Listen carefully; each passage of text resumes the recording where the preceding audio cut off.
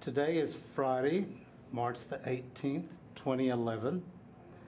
My name is Clint Risner, the interviewer and the videographer, and the interviewer's name is Hillel, Hillel Hyman, Pearlstein. And welcome to the Dallas Jewish Historical Society, and we will now proceed with our oral history. Go right ahead. First, I'm going to ask you about your family, your parents, your grandparents. Where and when were you born, and how did you happen to settle in Dallas, and what did your parents do for a living? You ask the questions, I'll give you the answers. Okay. And best I can. Okay. Let's elaborate on that for right now. Your family. Tell us about your family, your parents, and when and where were you born, and how did you happen to settle Well, in let's see. Dallas? First of all, my grandparents were Jerwick, Jerwick, Morris and Jenny Jerwick, both born in Russia.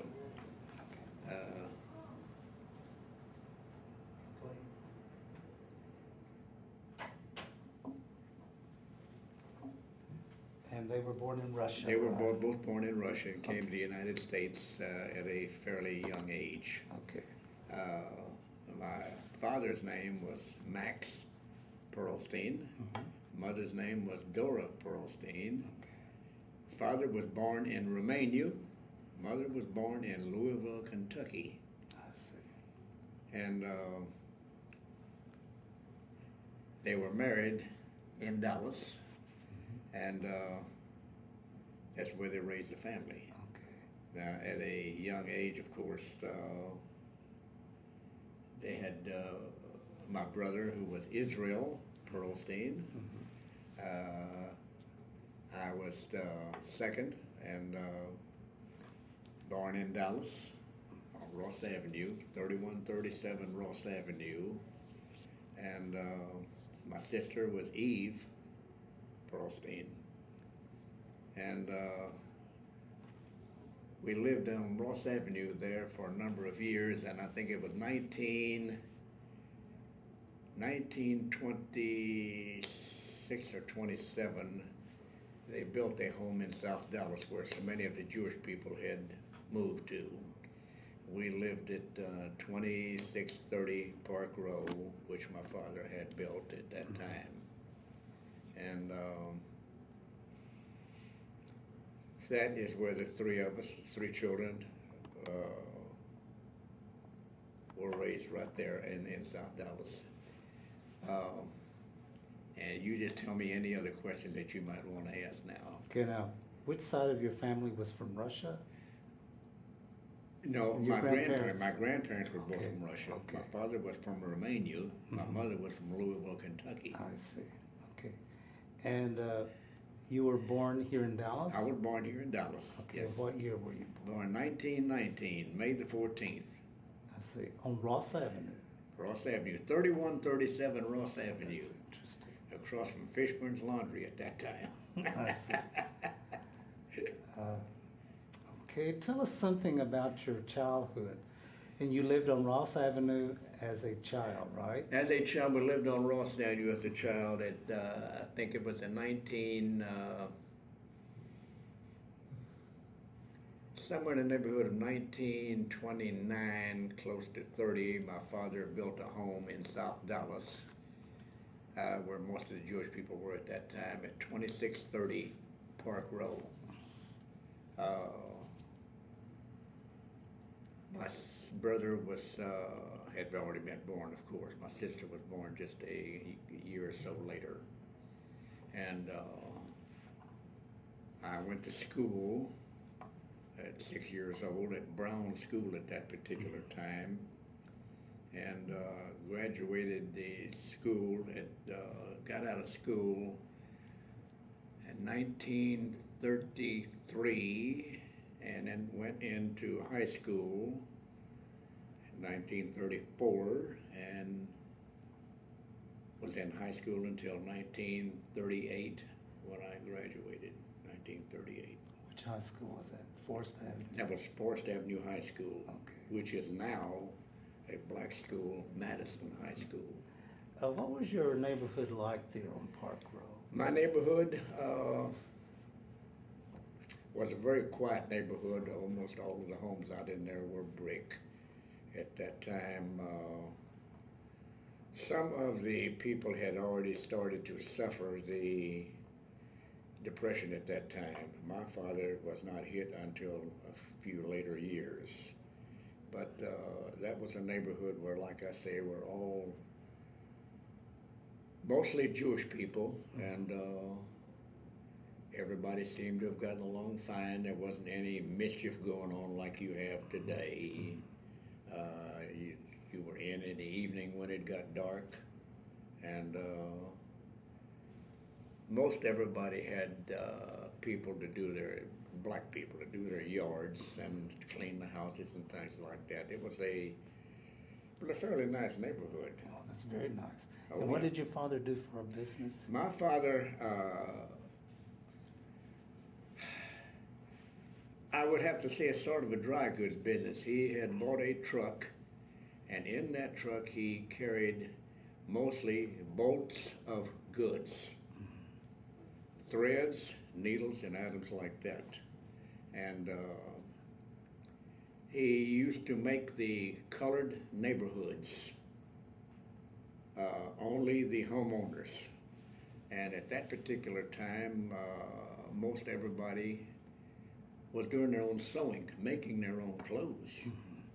And he would take the bolts of goods in, or they would come out to the truck and see what he had, and he would sell them the goods, measure it off, the threads to match, the needles and so on and so forth, the ribbons and stuff that all went with it, and all they had to do was do the sewing.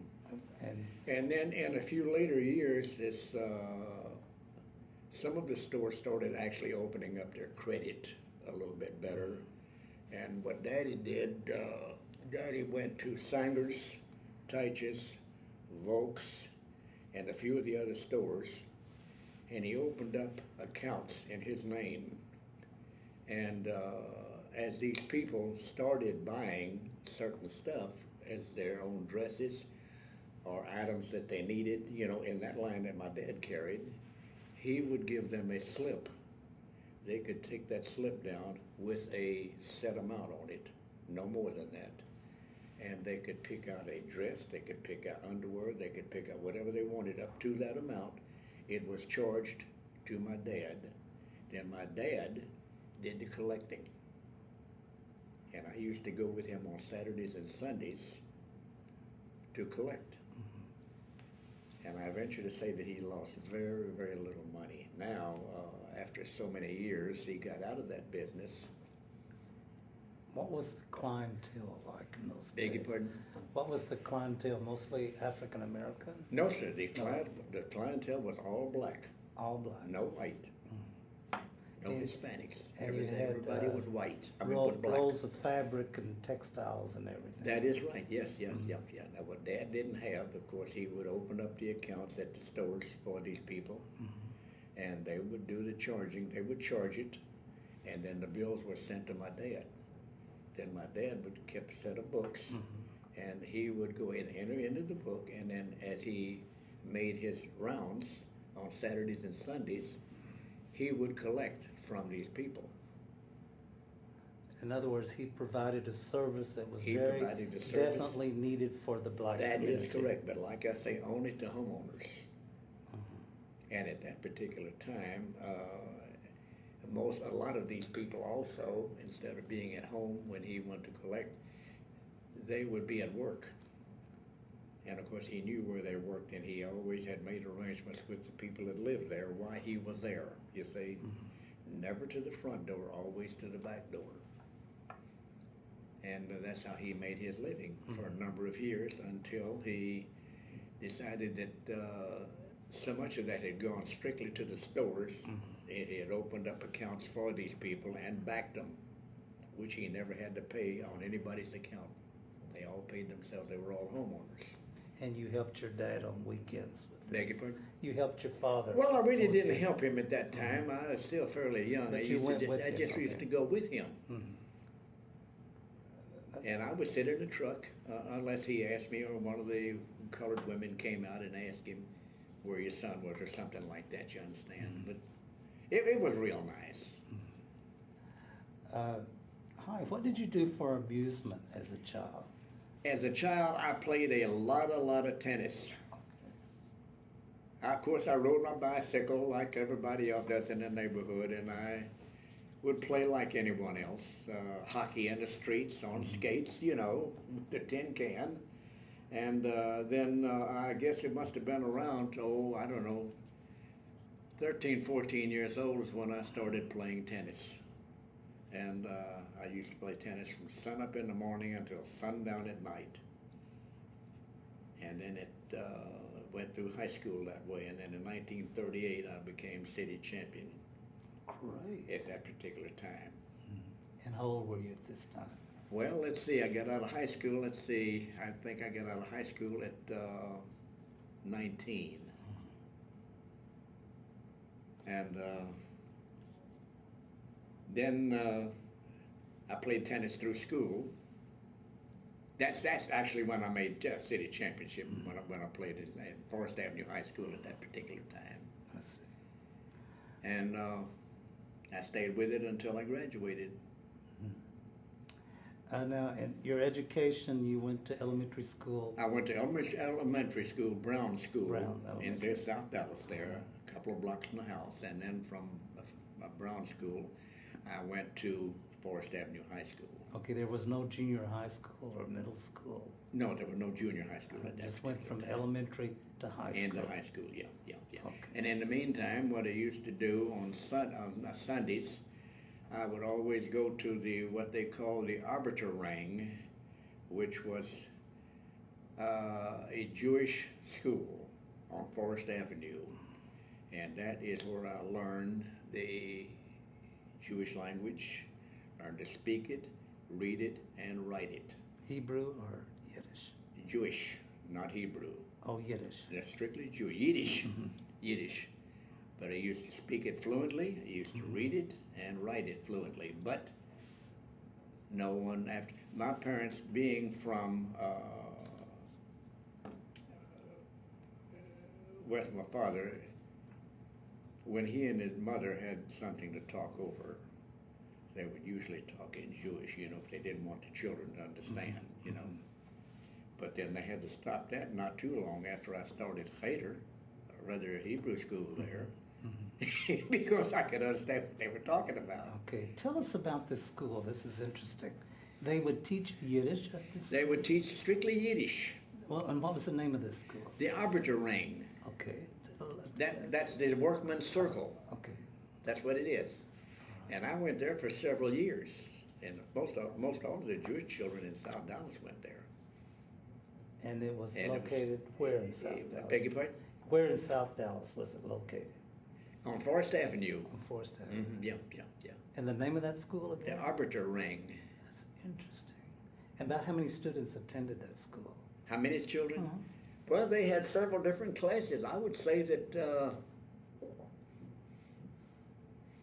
it'd be a while. I guess I would say that there was someone probably in the neighborhood of, let's say, 50, maybe 55, close to 60 children, but in different classes, you see. And they taught Yiddish. They taught Yiddish, Not the Hebrew. Yiddish only. No. All right. Now, when I finished there, then on Park Row, there was a Hebrew school that I went to. Okay. A fellow by the name of Mr. Levine. I cannot forget that name. There was a Mr. Levine that was head of that school. You know, all they taught there was Hebrew. Now, I never took up the Hebrew like I did the Yiddish, but I still went to school, and of course they had a baseball diamond there at the school where you played baseball before class, after class, or something like that. and I think I attended that probably for maybe 2.5 years. So you could speak Yiddish and read Hebrew. At that particular time, I could read Hebrew, but like I say, my father modernized himself so quick in Dallas. He modernized himself so quick, and my father was a very, very smart man. Very, very smart. Mm-hmm. Come on in, Saul. And mother and daddy used to speak Jewish around the house all the time. Mm-hmm. Oh yeah, Yiddish rather, if you want to call it that. I see. So when you said your father modernized himself, he became assimilated into the culture. Very muchly so. Oh yeah. Mm-hmm. Did you speak Yiddish with your parents after you learned Yiddish? You did. And my grandparents until they both passed away. Oh yeah. Now we didn't speak much Yiddish, but you know, my father was so glad to be in this country, modernized himself so quick that he preferred to really speak American. Okay. When you graduated from Forest Avenue High School, what did you do after graduation? Did you go to college? No. I did not go to college. I immediately went to work for a uniform company. Mm-hmm. They were looking for a young person to come in and work at the uniform company, and I worked there for possibly a year and a half. And I found out that there was a Jewish fellow here in town that owned a plumbing business, a fellow by the name of Morris Leach. And how my brother met him, I don't know, but he ran into him and they were talking, and he told Morris, he said, I've got a son, I've got a brother that I think would like the business. And I went down and talked to Morris Leach. I went to work, and that lasted 14 years. Well, when I went to service, and I came back out of service, I went immediately back to work. But during the time that I was working, after I'd been there for a year or so, whenever he would take a vacation, I was in charge of it. That's how fast I picked up the plumbing business. But it seems as though during the time that I was in service, he had made so much money on black market. He was able to get a hold of the bathtubs and the toilets and this and that and the pipe and so on and so forth. And he would sell it at a heck of a profit. And when I came back from service and I went back to work for him, there was no way that I could please him. Everything I seemed to do seemed to be wrong.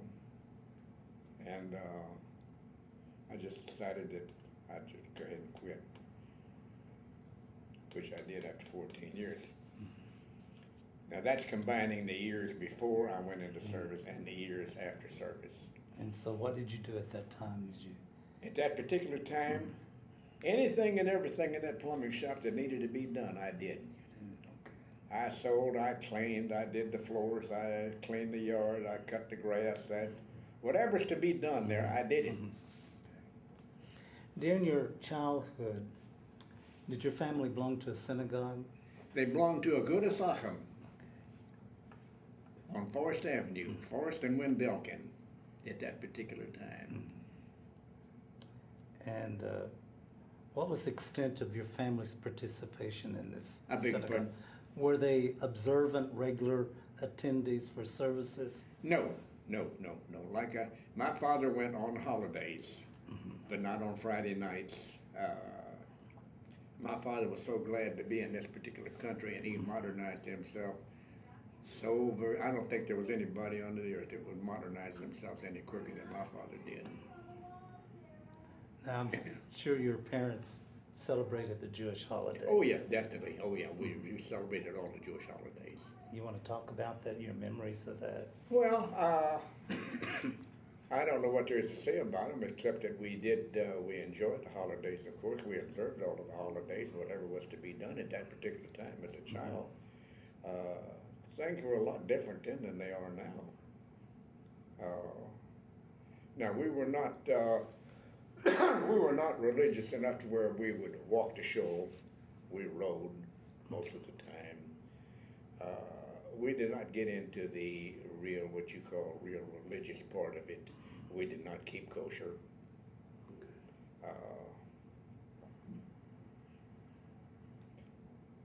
I used to enjoy the services. Of course, at that particular time, I wasn't very old either.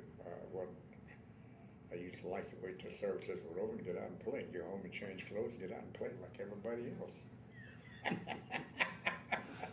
Okay. Oh, and then we did, after I got out of Good Asachim, then the family joined Temple Emmanuel. Oh, I see. And I went to Temple for several years. Where was Temple Emmanuel at this Temple time? Emmanuel at that particular time was on South Boulevard and Harwood. Was there for a number of years until they built a new building out on Hillcrest. That was the first location of Temple Emmanuel, right? As far as, wait a minute, no. Temple Emmanuel, Sal, was Temple Emmanuel at the Jewish Community Center? No, it wasn't either. No. Temple Okay. Emmanuel was originally there. There, okay. I was thinking the Jewish Community Center over at City Park. So, Jewish Community Center was on Pocahontas. Yeah, City Park, yeah. okay. Temple Emmanuel was at 1900 South Boulevard. Yeah, South Boulevard in Harwood. Did your parents belong to Jewish organizations like B'nai My B'rith? father was one of the original founders of the Jewish, what I want to say, Free Loan. Okay. But we belonged to, for a short while, we were with the Good Asachim. And since my father was still collecting at that time, on his businesses on Saturdays and Sundays, he couldn't spend very much time there. But we used to spend services there in younger days. Okay, the Free Loan, Hebrew Free Loan The Association. Hebrew Free Loan, yes, it's still going. We're going very, very strong. Okay, so your father had a lot of contact with the Gentile community then, with his business. Only with the department stores, you might say. Friends that he made. My father had as many Italian friends as he did Jewish friends. And the reason for that was that in certain neighborhoods where they were all blacks, a lot of the Italians and had opened up grocery stores. And this is where my father used to go in between customers. And, but not an awful lot of white people. No. Mostly Jewish people and the Italians, people like that. And blacks. A lot of black friends. Since that's where he made his living. So the Italians and the Jews had a very compatible relationship. Oh yeah. Let's Almost elaborate all, on that. at that time, almost all of your neighborhood grocery stores, you didn't have the big grocery stores like you got now. You had the neighborhood grocery stores, and the majority of them were owned by Italians. Am I right, Sal? So I'm not hearing. Okay. No. And so there was a close relationship between the Italian and Jewish Oh yeah. communities. Interaction. My father used to love classical music, and so did the Italians. And I went with my father many a time to a grocery store, and at that time the Italians lived behind the stores, in the back rooms. And I would sit there and listen to some of this classical music that they would play on their Victrolas. And my father one time had one heck of a collection of classical music. Operas and everything. Oh yeah. Yes. Mother and Daddy, when they belonged to the Dallas Symphony Orchestra, this was in later years, we were already in our 20s then. Mother and Daddy used to go once a month to the Dallas Symphony Orchestra. And they would sit downstairs, and my brother and I used to sit upstairs. And well, that went on for a number of years. Okay. How did you meet your wife? I met my wife in Kansas City in 1938. My mother some of my mother's family lived in Kansas City, and the family on a summer vacation would always go to Kansas City, and we would always stay with one same relatives. And I met my wife. She was a friend of one of the relatives' daughters, and I met her there in 1938. And then a couple of years later, I went back to Kansas City with the family, and I saw her again. And then we both had an aunt here, and the husband passed away. She came in for the funeral, and I saw her again. And we more or less got acquainted then, and we started corresponding with each other. And then finally in 1946, we decided that we would go ahead and get married. We'd been corresponding, and I had been going backwards and forwards to Kansas City every now and then with mother or my father. And sure enough, in 1946, we got married. And you belonged to a synagogue also at that time, Temple Emmanuel, right? Yeah, oh yeah. Okay, and how many children did you have? 2 boys. Okay.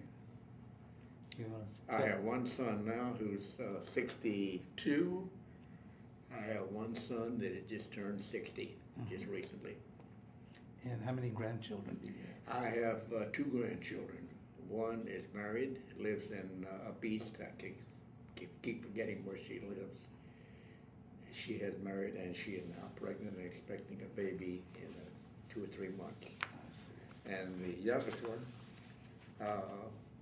is not married, and she still lives with her parents.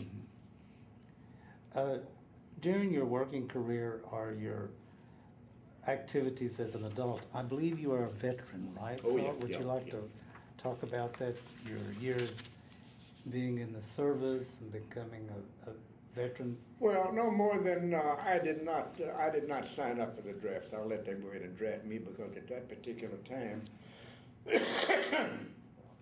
I was working at Ross Avenue Plumbing at that time, and had a pretty fair job, I have to say that. And then I was drafted in got my papers there in 1945. I went into service in 1946. And I served in here in the States, different replacement camps for a couple of years.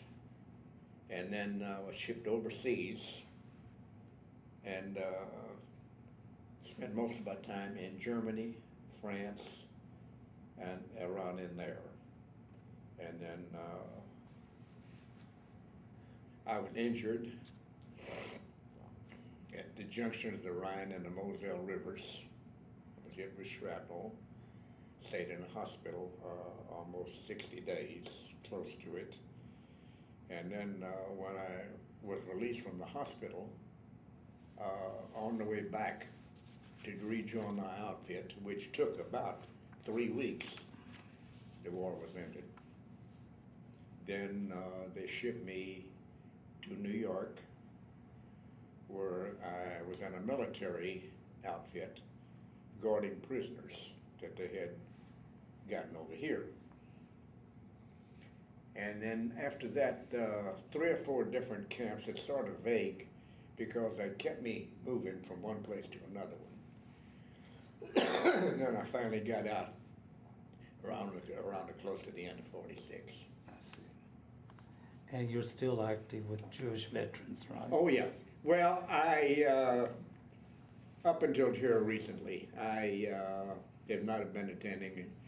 I got what you might call sort of stabbed in the back, if you know what I mean. A couple of things that went wrong and I didn't care for, so I just told them I was through. Now, in the meantime, with him, Saul, I got sort of tired of doing so much work, I see. like Saul is doing now and has done since he'd been in. So I'm probably going to go back in. Okay. Hi, you have seen a lot of changes in Dallas Oh my God. during your childhood as compared to now. In what way has the city of Dallas changed dramatically for you as compared to your childhood as compared to now? Well, it's changed. I just have to say that there's been general changes. The streets have changed, the neighborhoods have changed, the buildings have changed, downtown, everything has changed. You've seen all of these changes. Oh my God, I've seen all of these kind of changes. Some of them I agree with, some of them I don't agree with, but then it's just one of those things that there's nothing I can do about it. And they're still making changes today. But I think most all of the changes were made for the better. For the better. I've seen a lot of neighborhoods that have changed from white to black. I've seen neighborhoods that have changed from white to Hispanic, items like that. Some are good, some are bad. But I've seen a lot of changes. Okay. Who are your role models in life or throughout your childhood and adulthood? Who would say would be your role models? My father would be one. Okay. There was never a more honest person under the sun than my father and my mother. They taught us well. They let us do nothing wrong. We were punished for anything that we did that we were not supposed to do. They taught me to be kind to people. They always taught me to try to be as jolly as I could. I believe in conversation you told me once that you lived in the Love Field area at one time on Denton Road in Mockingbird, or something, or you had a business in that area, or did you share that with me at one time? No? Off of Denton Road in Mockingbird? Okay, I thought. No, sir. No.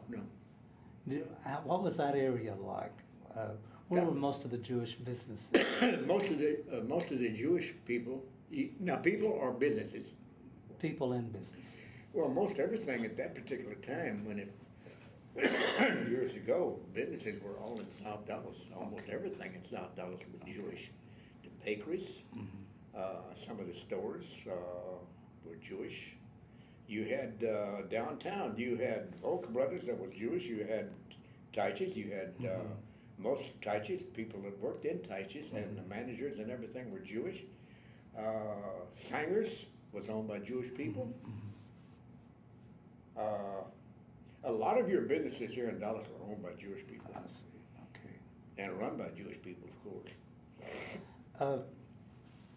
What would you describe as the most significant events in your life, that you still remember very vividly? Well, was it? I have one thing that happened in my life that I will never forget. Okay. And I don't even discuss it with anybody. I see. Now, I don't mind telling you this end of it, and I doubt if Sal even knows it. There was a family here in town by the name of, it's hard for me to do this. There was a family in Dallas by the name of Zelazny that had about 3 sons and 1 daughter. And we were both pretty young. And we lived on Park Road at that time. And where my brother had gotten a gun, don't ask me, but I knew where that gun was. And Abe and I were playing at home one day. Now, this is already, I would say that I was probably 15, 16 years old. And I don't know, we were talking and I got a hold of that gun. And that gun went off.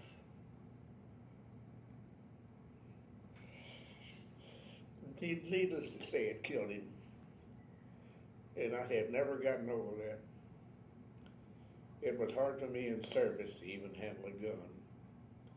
But I did, and I just imagined I killed a bunch of Germans myself with a machine gun as well as handguns. But I will never forget that as long as I live. That, to me, is I guess that has stuck with me longer than anything under the sun.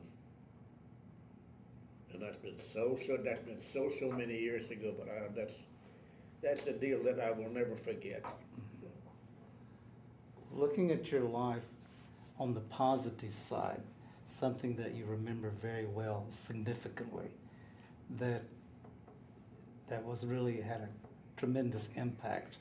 Well, the fact that I got married and had 2 children, and Okay. both of those children now they're well behaved, very well mannered. They're both making a nice living, and I think between my children and my wife, that's the most important thing in my life. Somewhere, I thought I had a handkerchief.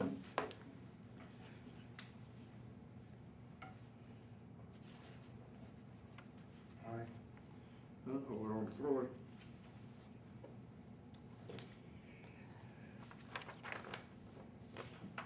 But,